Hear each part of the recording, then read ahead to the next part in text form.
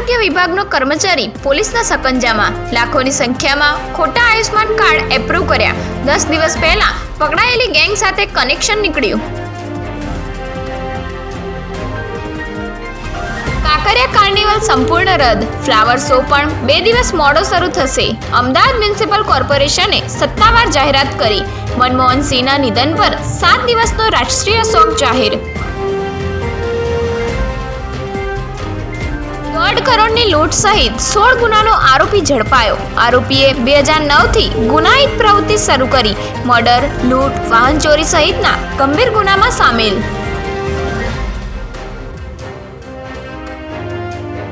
સરકારી શાળાના વિદ્યાર્થીઓ ઓલિમ્પિક માટે તૈયાર થશે. સુરતમાં પ્રથમવાર સરકારી શાળાના વિદ્યાર્થીઓ swimming, hockey, judo, karate, basketball સહિતની રમત રમશે.